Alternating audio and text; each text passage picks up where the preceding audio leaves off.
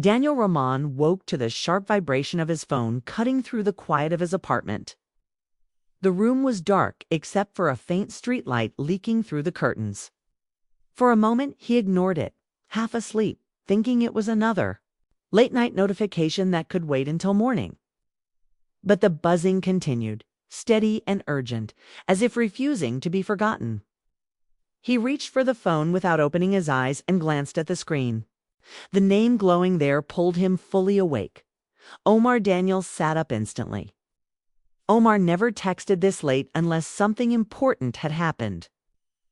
For weeks their conversations had grown shorter, colder, filled with delayed replies and vague excuses. Daniel had blamed work pressure. The company was growing fast, investors demanding results, deadlines tightening. Stress explained distance. At least that was what Daniel kept telling himself. He opened the message. A file attachment appeared first, followed by a short sentence. You should read this. Daniel frowned. The attachment downloaded slowly, each second stretching longer than it should. When the document opened, he expected financial reports or partnership updates. Instead, legal language filled the screen. Ownership transfer, executive restructuring, board approval. His eyes moved faster, searching for context, but the words only became worse. His name appeared halfway down the page, not as founder, not as director, but as removed party. Daniel blinked, convinced he misunderstood. He read again, slower this time. The signatures were real. Dates stamped weeks earlier. Authorization forms included. Documents he recognized. Papers he had signed months ago during his hospital stay. When surgery forced him to step back temporarily, he had trusted Omar to handle operations until he recovered. The trust had just erased him. A second message arrived before he could react. I didn't want to explain this over a call. Investors pushed for stability. They believe I'm better suited to lead alone. It's business, not personal. Daniel stared at the words until they blurred. Not personal. The phrase echoed in his mind with quiet cruelty. Every memory he had with Omar suddenly replayed with new meaning. University days sharing cheap meals. Nights spent building ideas. On borrowed laptops. The moment they registered their company together, promising equal ownership no matter what happened. He remembered shaking hands and laughing, convinced loyalty mattered more than contracts. His chest tightened. He stood up and paced the room, reading the message again, waiting for another text that would reveal this as a misunderstanding. None came. The silence from Omar felt louder than any argument. Daniel called him. The phone rang once, twice, then redirected to voicemail. He tried again. Same result. A cold realization settled over him. This had been planned carefully. Every legal step completed before Daniel even knew something was wrong. Outside, a car passed, headlights briefly lighting the room. Daniel noticed how ordinary everything looked. His desk still held sketches of future projects. Coffee cups sat beside notebooks filled with plans they had made together. The world had not changed, yet his life had shifted completely in one message.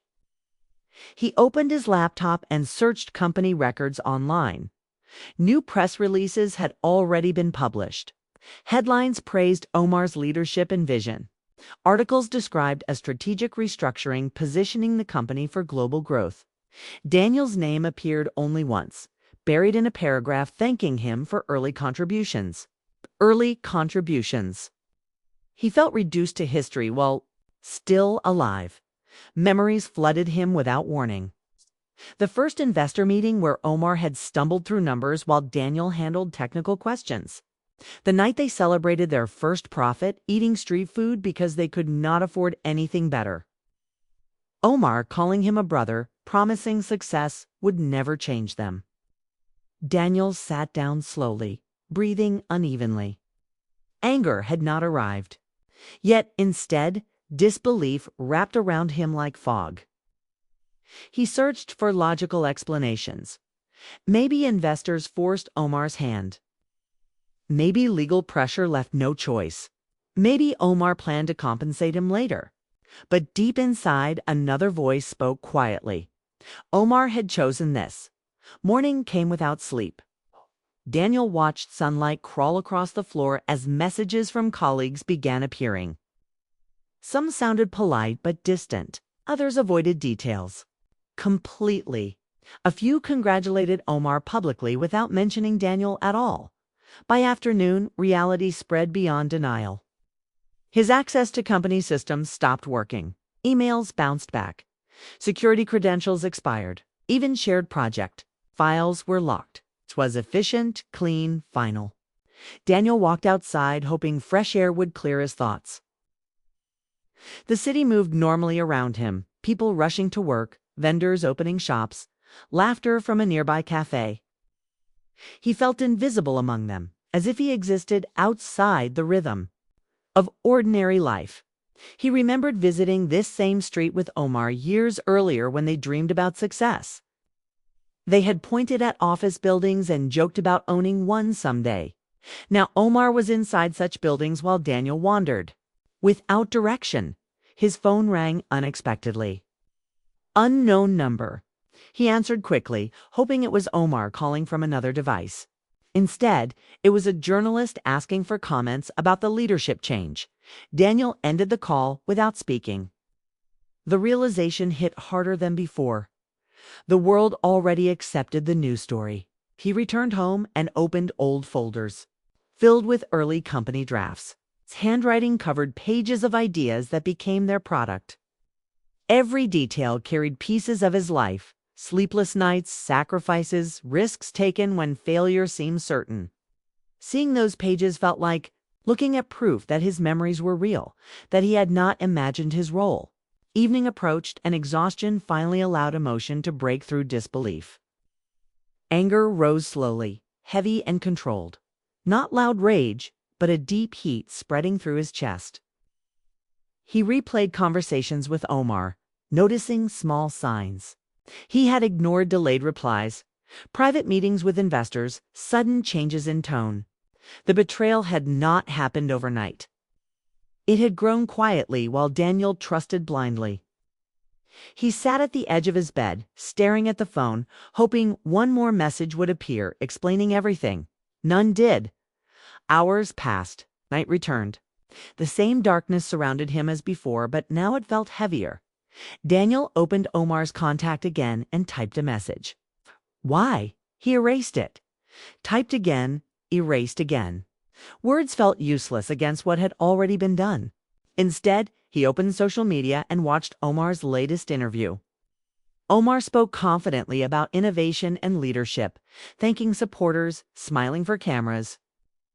To viewers, he looked successful and calm. Daniel studied his face carefully, searching for guilt or hesitation, but saw only professionalism. The calmness hurt more than anger would have. Daniel closed the video and leaned back, staring at the ceiling. A strange clarity began forming beneath the pain. Everything he had built could be taken. Trust could be rewritten.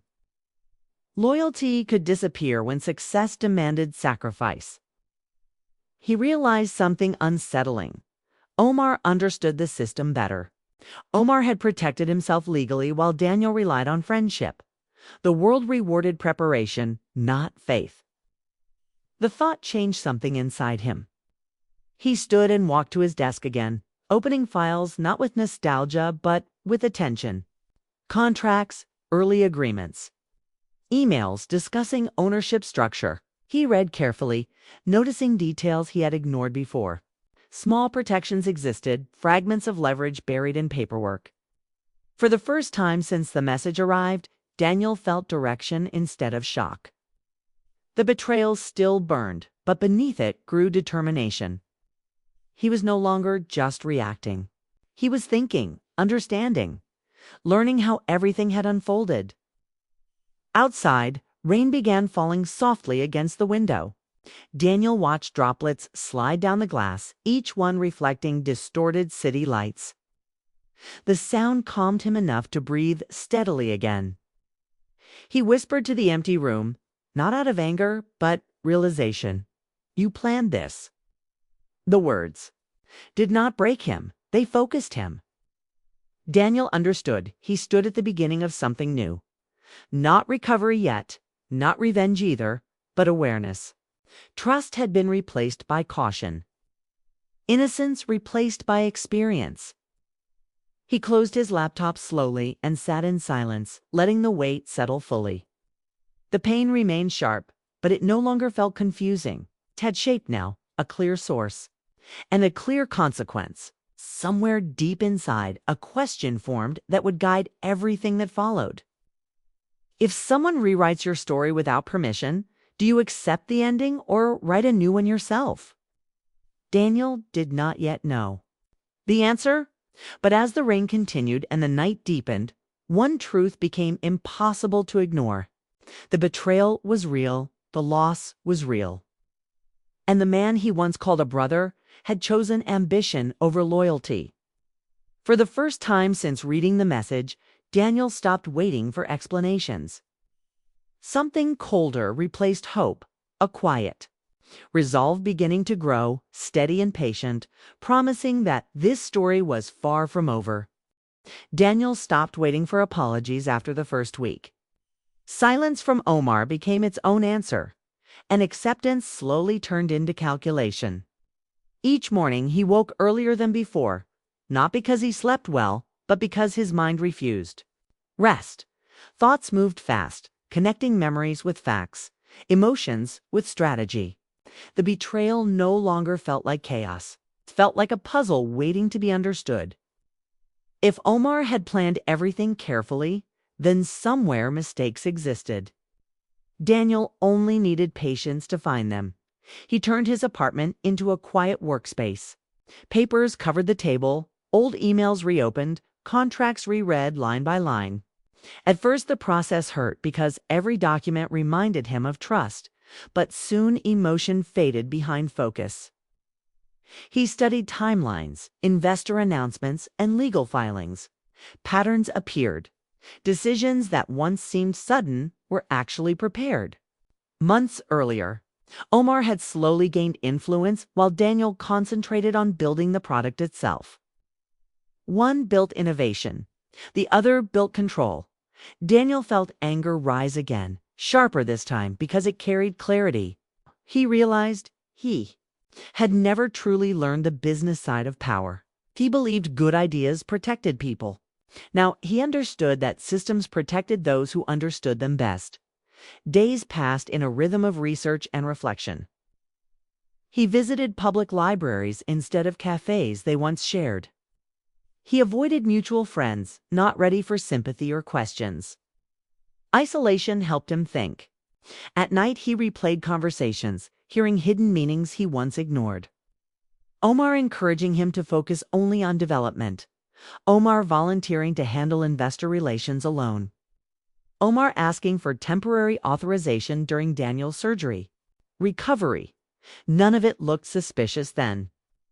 Now it felt inevitable. One afternoon, Daniel discovered something important. Early design documents carried timestamps, proving he was the sole creator of the company's core technology before Omar even joined. The files were stored in an old cloud account Omar had forgotten about. Daniel stared at the screen, heart racing. It was not revenge yet, but it was leverage proof that the foundation of the company belonged to him. The discovery filled him with energy he had not felt since before the betrayal. For the first time, he imagined balance returning. Omar could be exposed. Investors could learn the truth. Headlines could change overnight. He pictured Omar facing the same shock he had felt at 213. A.M. The thought brought satisfaction and then discomfort. Daniel leaned back, surprised by his own reaction. He expected pure relief, yet something heavy lingered. Revenge sounded powerful in imagination, but planning it required becoming cold, patient, and calculating in ways that felt unfamiliar. He wondered when his thoughts had shifted from rebuilding his life to destroying someone else's. That evening, his sister Amina visited unexpectedly. She noticed the scattered documents and tired expression on his face. Daniel tried to hide the details, but exhaustion made honesty easier. He took everything Daniel said quietly. "I finally have proof I can take it back." Amina listened without interrupting. After a moment she asked, "And when you do, what happens to you?" Daniel frowned. "I win." She shook her head gently. No, after that, the question stayed with him long after she left. He returned to his desk, but struggled to focus. For the first time, he considered the cost of revenge beyond victory. Lawsuits, public conflict, endless arguments, his life tied forever to the moment of betrayal.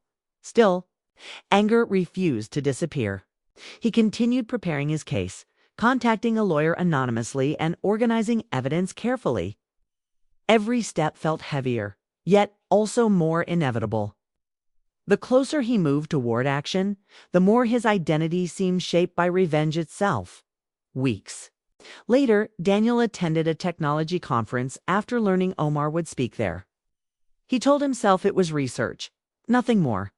Sitting in the back row, unnoticed among strangers, he watched his former friend walk onto the stage. Omar looked confident at first, delivering polished lines about leadership and innovation. The audience admired him. Cameras flashed. But midway through the talk, something changed. Omar hesitated, losing his rhythm for a brief second. His smile faded just enough for Daniel to notice. There was exhaustion behind the confidence, tension hiding beneath success. During a question session, someone asked about personal sacrifices required for leadership. Omar paused longer this time before answering. He spoke about difficult decisions, about losing people along the way, about choices that could not be undone. The audience heard wisdom. Daniel heard regret. The realization unsettled him.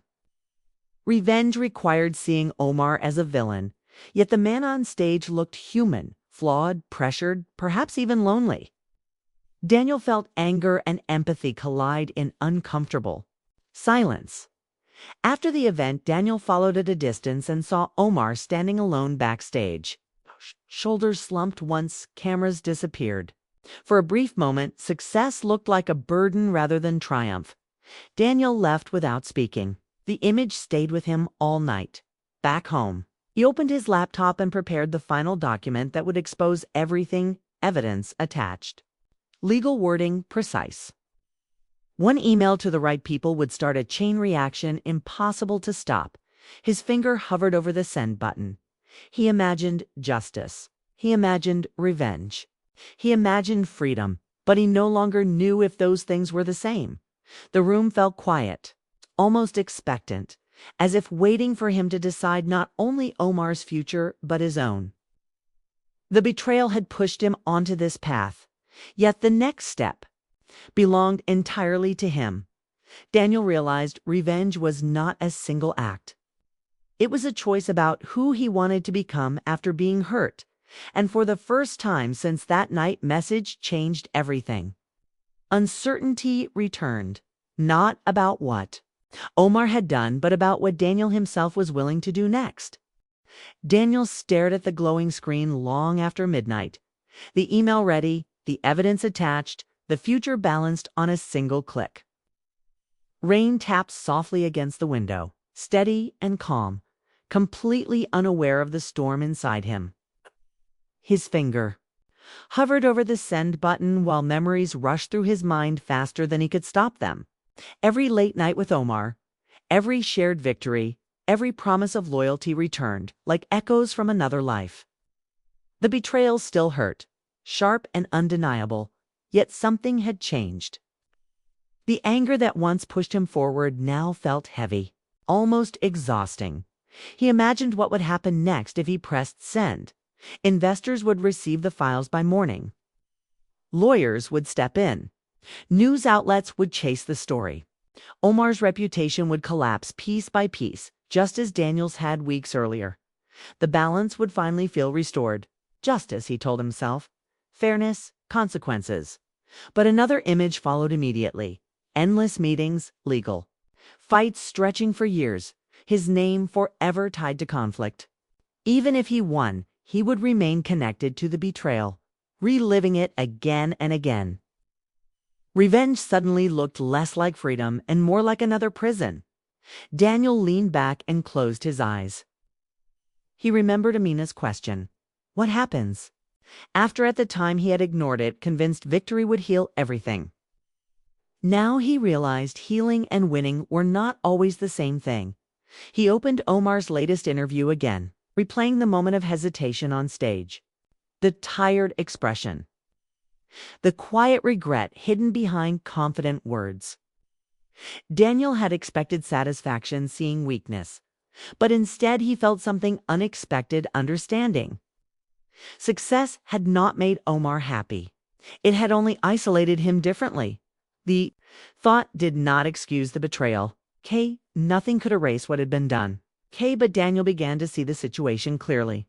Omar had chosen ambition out of fear. Fear of losing investors, fear of failure, fear of being seen as second best. In chasing control, he had sacrificed trust. And now both of them were paying the price in different ways. Daniel looked back. At the email one last time, his breathing slowed. The decision before him was no longer about Omar. It was about who Daniel wanted to become after being hurt, slowly. He selected the entire message and deleted it. The screen went blank. For a moment, he felt panic, as if he had thrown away power. Then something unexpected followed. Relief. Not happiness. Not forgiveness yet, but space. The constant pressure in his chest eased slightly, like stepping out of a loud room into silence. Instead of revenge, Daniel typed a new message. We need to talk. No lawyers, no audience. Just honesty. He hesitated only a second before sending it. The reply came hours later near dawn. Okay, they met 2 days later in a quiet cafe far from the business district. Daniel arrived early, unsure what he would say. When Omar walked in, Daniel barely recognized him. The confident energy from interviews was gone. Dark circles framed his eyes, and his movements carried hesitation. For several seconds, neither spoke. The weight of history sat between them. Omar finally broke the silence. I know why you asked me here. Daniel waited. I thought success would fix everything, Omar continued quietly. Investors kept saying I needed full control. I convinced myself you'd understand later. But every win felt worse because you weren't there. Daniel listened carefully. Anger flickered but did not take over. He realized this was the first honest conversation they had shared in months. You didn't just take a company, Daniel said calmly. You took trust. Omar nodded, unable to argue. I know, and I can't undo it. The apology was imperfect, late, and unable to erase pain, yet Daniel sensed it was genuine. For the first time, he saw not the man who betrayed him, but someone. Trapped by his own decision, Daniel placed a folder on the table, the evidence he had prepared. Omar's expression tightened as he realized what it contained. I could have destroyed everything, Daniel said. I almost did. Omar lowered, his eyes accepting the truth. But I don't want revenge, Daniel continued. I want fairness and closure. What followed was not dramatic. No shouting, no threats, just difficult honesty. They agreed to mediation, restoring Daniel's credit as creator and arranging compensation that acknowledged his role. The process was professional, controlled, and surprisingly peaceful compared to the chaos revenge would have created. Weeks later, Daniel walked through a small rented office that would become his new start. The space was modest, nothing like the company he once helped build, yet it felt entirely his. No shared control, no hidden agendas. Just possibility. He still remembered the betrayal, but it no longer controlled his thoughts. Choosing not to seek revenge had not erased pain, yet it had stopped the cycle from growing deeper. One evening, as sunlight faded through the window, Daniel realized something important. Revenge promises satisfaction because it focuses on the past. Healing begins when attention shifts toward the future. He understood now that justice and revenge were different paths. One restores balance, the other prolongs suffering. Standing alone in the quiet office, Daniel felt something he had not experienced since before that late-night message: peace. Not because everything was fixed, but because he had chosen who he wanted to be despite what happened to him. The betrayal had changed his life, but his response had shaped his future. And in the end, Daniel learned the truth many never discover. Revenge can feel powerful for a moment, but letting go is what truly sets a person free.